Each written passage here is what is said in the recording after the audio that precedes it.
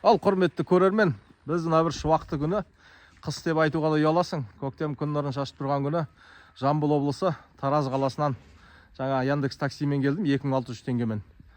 Бір 20 минуттық жол жүрдім. Керемет. Гродикова деген ауыл бар екен. Қырғызстанмен шекаралас, таулы аймақта. Осы жерде бір қызықты дүние. Жамбыл облысына, әсіресе Тараз қаласына осында келіп жатқан саяхатшыларға, тұрғындарға арналған керемет бір туристік нысан бар. Мен көптен бері көріп қызығып жүргем, сәтін салып бүгін келдім. Ол африкалық, бізге жат африкалық немесе австралиялық дейді, міне страустар. Түйетауық дейміз, түйеқұс дейді ғой енді, түйеқұс қой. Керемет.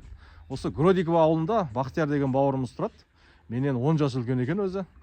Сол азаматтың шаңырағына келдік. Керемет қонақжай. Көптен бері шақырып жүрген, сәтін салмай жүреді, міне келіп. Бүгін әңгімеміз осы австриялық страустар жайлы, түйеқұстар жайлы болады. Африкалық екен, иә. Міне қасымда Бақтияр бауырым. Біз ондай болса әңгімемізді бастайық, ал кеттік. Міне біздің көптен күткен африкалық қой, африкалық. Қателесе береміз, Австрия мен Африканы шатастырып, түйеқұстарымыз. Африканский тоже бар, солай кішкене. Міне Бақтияр бауырым. Ассалаумағалейкум бәріңізге ағайындар. Иә, қош келдік. Қош келдіңіз. Бақтияр бауырым, неше жыл болды айналысып жатқаныңа? Үшінші жыл бастады. Иә, үшінші жылда кірдім. Бірінші жұмыртқасын алып шығарып, неғып, бағып, өсіріп, содан кейін үлкен құс алдым. Енді өзім балапандары сатып атырмын. Таразға келгенімде көбінесе мен көгершін бағатын, дәкен төбелесетін құстар бағатын адамдарды кезіктірем. Ит, тазы ит, төбет. Неге страус, түйеқұстар? Білмеймін ғой, өзім сонша бір сондай бір не болмаған даже. Анау шайкүрікте не бар?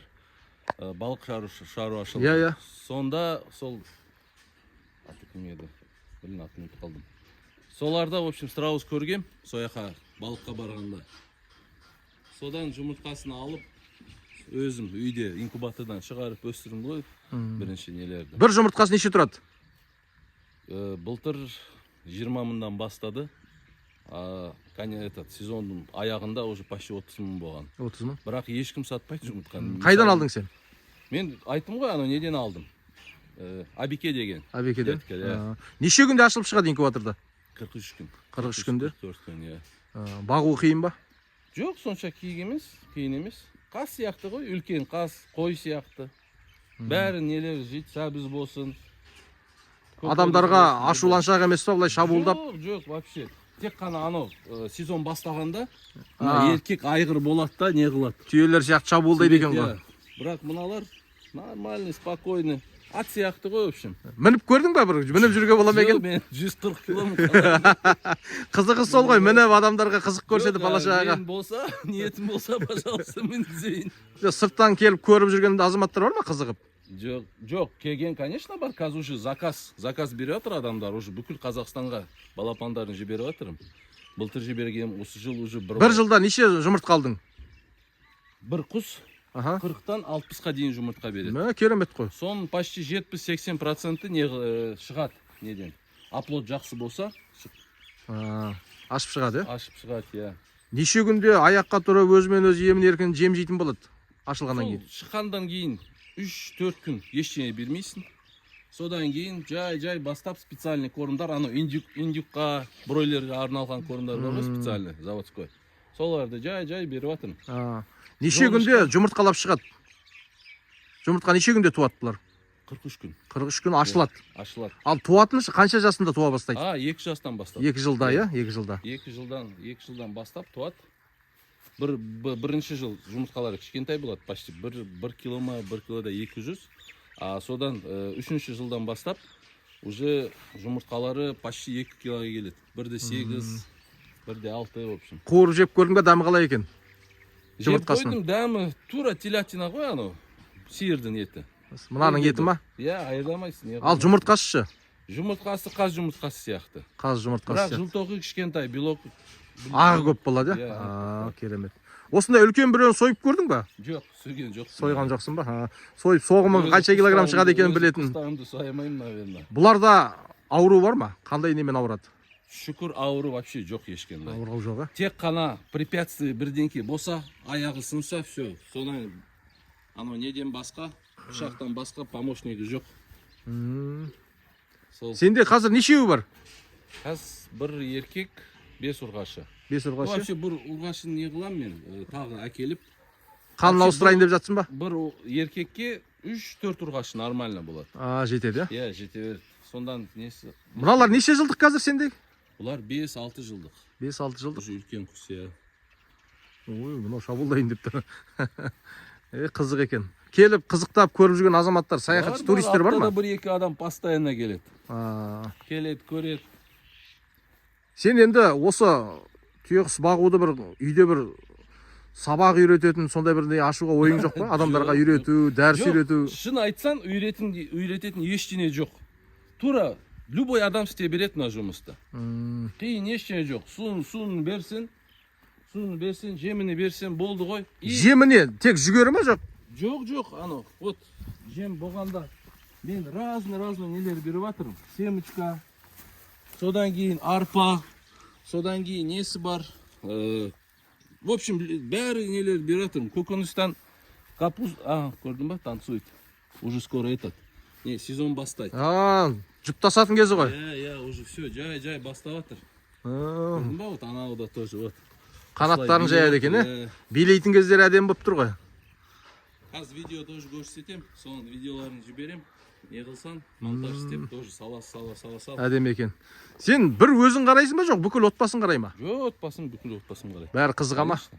Ауылдастар да келіп қызығат шығар, Ауылдан ешкім келген жоқ, ауылда шын айтсаң, даже ешкім, по-моему, білмейді осылардың. Мен іздеп келдім, мен көрдім, инстаграмнан қызықтым.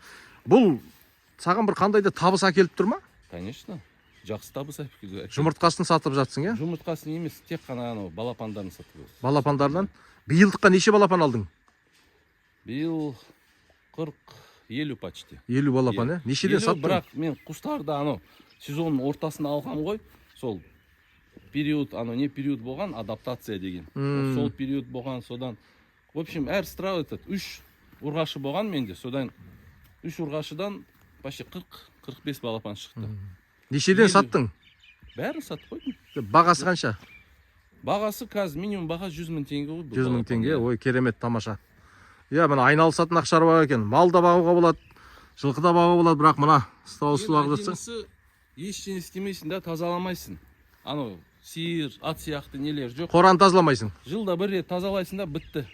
И самый главный, основной несі, мынаның загон. Загон үлкен болу керек. 40-та 10, сондай. Мына қазір кішкентай временный загон. Мен қазір бір жер алғам. Сол жерде. Далалы жерге ашыққа шығармақшысың ғой үлкен жерге. Иә, ашық не болу. Көбейту ойыңда бар ма? Конечно, бір 100 шақты етіп. Көбейтем иншалла. Қысмет болса. Біреуіне бір айда неше теңге шығын шығады? Жеміне? Бір айда бір 15-20 мың. 15-20 мың. Ой, керемет. Нормально. Шағын ғана екен ғой, азғантай. Бірақ етін сұрап келіп жатқан мейрамханалар бар ма? Саат сойып саат деп. Жоқ, мейрамхана әлі жоқ. Алматыда, Астанада бар дейді бәрі. Бұл осы яқта Таразда әлі көрген жоқпын мен. Мынау аталығы ғой, қоразы. Даже жұмыртқасы әлі жоқ нелерде, кафелерде, ресторанларда. Мынау аналықтары, анау аталығы. Керемет. Қызық екен. Үстіне мініп алып шапқыласаң. Енді мынау осылардың тұяғы қатты дейді, аяғы қатты дейді. Аяғы қатты, бір тепсе сындырасың. Сен тепкен кезі болды ма? Жоқ. Теппей ақ қойсын. Болған жоқ. Кәдімгі үйренген ғой, а? Жоқ, мыналарда тисе спокойно болды, мыналар ештеңе істемейді. Бұларды да сырғалайсың ба не? Ана бір сары. Конечно, полностью документтері бәрі бар, неге. Ветеринарияға тіркелген. Тіркелген бәрі. Вакцина салып тұрасың, дәрілеп тұрасың. Жоқ, вакцина ештеңе жоқ. Таза өзі, керек емес. Тек қана сыртқа жібергенде, басқа неде мемлекеттерге тек қана сол неде керек. Нені жақсы көреді жегенді? Основной жоңышқа. Жоңышқа, көкшөп. Жоңышқа берсең, басқа ештеңе керек емес. Көк жоңышқа ма? Да, жоңышқа көп жейді. Свежий болсын, не болсын. Мен лақтырған нелерді. Осылай бергенде сразу келеді де бәрі жиналады. Ой, әдемі міне. Қызық екен, жоңышқа жеп тұрған. Ой, керемет, Бақтияр бауырым. Саған сәттілік, ризамын. Саяхатшылар көп келсін, сатып алушылар көп келсін. Міне керемет. Аз да болса, қысқа да болса, өзімізге керек ақпаратты алдық. Керемет, сәттілік. Міне құрметті көрермен. Не бақсаң да, көзін тапсаң, кәсіп. Қарап жатқаннан страус бақсаң да бұл да бір кәсіп. Қарашы қандай керемет, әдемі.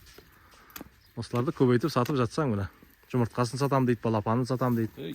Қандай ғажап. Иә, көрер дүниеміз көп болсын. Көрер дүниеміз көп болсын.